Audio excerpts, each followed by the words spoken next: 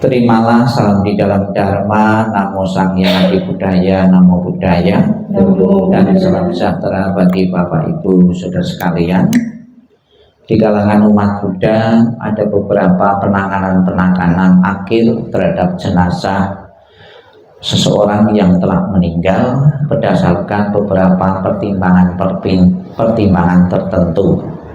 Ada yang dikubur dengan alasan sudah ada tempat penguburan sudah disiapkan, kemudian alasan keluarga biar mempunyai tempat monumen untuk peringatan biar anak cucu suatu saat nanti hari-hari tertentu bisa berkunjung ke pusarannya.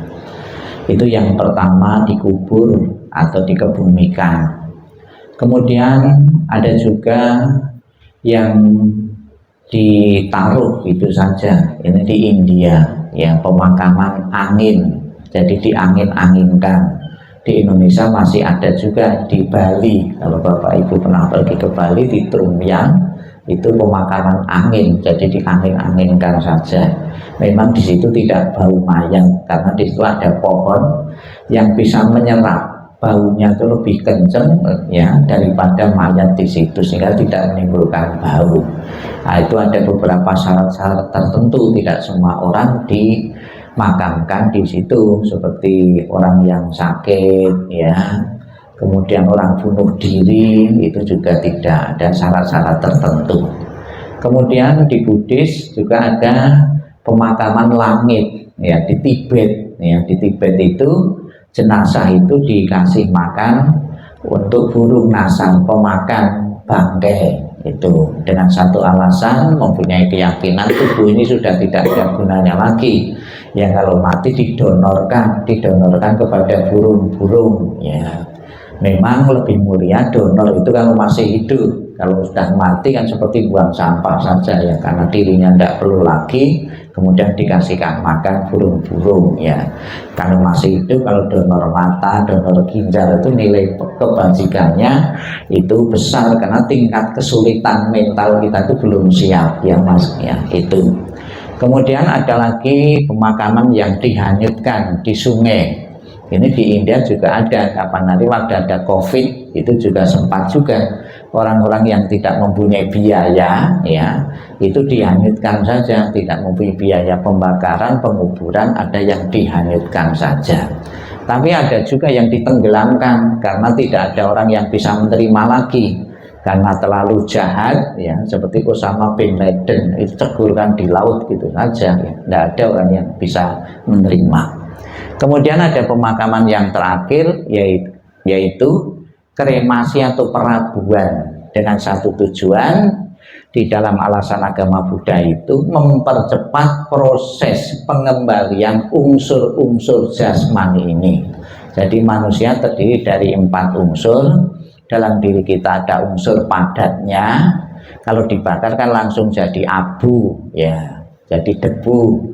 Ada unsur cairnya, unsur panasnya. Dengan dibakar mempermudah proses pengembalian unsur-unsur pembentuk jasmani manusia ke alamnya. Jadi ada unsur tanah, katanya di dalam tubuh kita, kalau dibakar kan jadi langsung jadi abu. Kemudian dari air langsung menguap, dengan mudah dibakar atau dikremasi. Ada juga satu keyakinan bahwa dengan dibakar itu untuk mempercepat seseorang yang telah meninggal itu tidak melekati tubuh jasmaninya. Begitu dia melekati, ternyata jasad jasmaninya sudah jadi abu. Nah, ada juga yang beralasan mempercepat proses kelahiran kembali karena tidak melekat lagi. Dia akan mengambil alam-alam yang lain karena tidak melekat lagi, karena bagaimanapun juga karena sudah berkumpul dengan kita, itu jasmani kita melekat sekali itu. Kemudian ada juga ciri-ciri fisik sebagai bukti selama hidupnya, semasa hidupnya itu menjalankan nilai-nilai spiritual yang tinggi atau kemoralan yang tinggi. Ternyata ada indikasi sebagai bukti orang itu telah mencapai tingkatan-tingkatan kesucian spiritual Misalnya di kalangan umat Buddha dibakar, dikremasi, ada menemukan relik-relik. Relik itu sebenarnya sisa pembakaran. Sisa pembakaran pun juga dalam bentuk relik itu ya apa namanya, tulang itu sebenarnya juga relik juga. Sisa pembakaran kremasi kan tulang. Tapi ada ciri khas khusus, ada kristal-kristal. Nah, kristal itu diyakini energi yang terserap, energi yang positif yang terserap membentuk kristal-kristal. Maka di kalangan umat Buddha, terutama para biku itu kalau dikremasi itu dicari relik-reliknya itu sisa pembakaran, dijadikan satu objek penghormatan.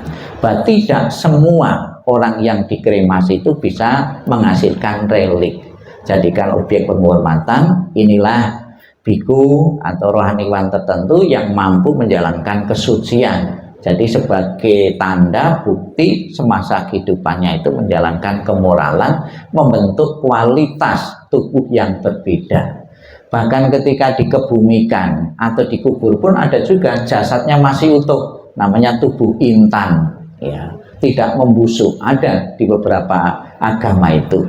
Namun juga tidak sepenuhnya, tidak 100% menunjukkan kesucian.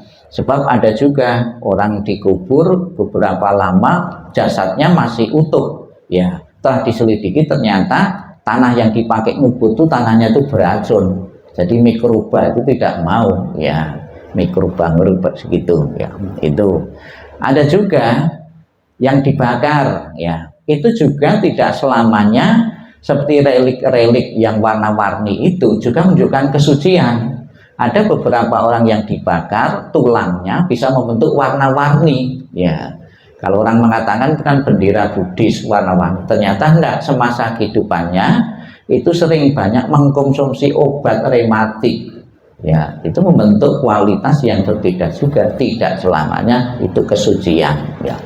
Pada kesempatan hari ini kita akan bersama-sama menghormati dan menempatkan sisa kremasi atau perabuan Ibu almarhumah Ibu Kwang Gyokmo atau orang tua dari Bapak Ibu sekalian sebagai objek penghormatan. Kalau biasanya menghormati ke kuburan, ya, Bapak Ibu suatu saat nanti atau hari-hari tertentu bisa menghormati di tempat ini. Inilah sisa orang tuaku, jasad jasmaniku. Inilah simbol keberadaan orang tuaku. Jadi sangat penting bahwa adanya kita seperti saat ini itu adalah jasa dari pengorbanan dari orang tua kita yang telah tiada. Objeknya ada juga disimpan dalam jangka waktu tertentu, ada juga selamanya di sini. Dan juga dari pihak wihara ini dipasrai, dititipi, bukan sekedar dititipi saja. Kita membantu secara kemoralan, secara spiritual. Apabila leluhur-leluhur yang disimpan di sini, sisa abunya atau fotonya, dibantu dengan doa-doa. Jadi jam 11 siang di tempat ini pun, ya, ada petugas, ada para romo yang khusus untuk mendoakan leluhur-leluhur. Sekiranya belum tahu di alam bahagia, leluhur-leluhur yang dititipkan sini bisa terbantu untuk terakhir di alam bahagia. Syukur Bapak Ibu sekalian, keluarga ada yang mau bergabung, ya, sekalipun tiap hari-hari tertentu saat peringatan atau joki dan sebagainya. Dengan selalu menghormati ada jasad jasmaninya ini, sisa pembakaran ini, secara emosional kita semakin dekat dengan beliau. Keberadaan beliau tetap di tengah-tengah hati kita. Semoga dengan penempatan ini dan diiringi dengan doa-doa, apa yang menjadi harapan keluarga almarhumah benar-benar terlahir di alam bahagia, benar-benar menjadi kenyataan, dan keluarga sepenuhnya bisa merelakan, mengikhlaskan kepergian almarhumah menuju alam yang lain.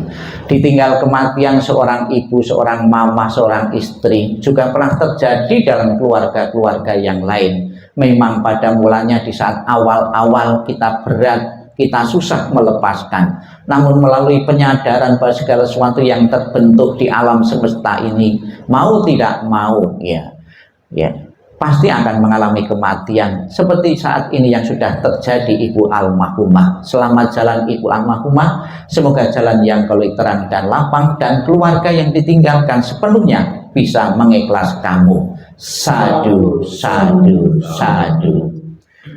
akan kita bawakan pujian nanti.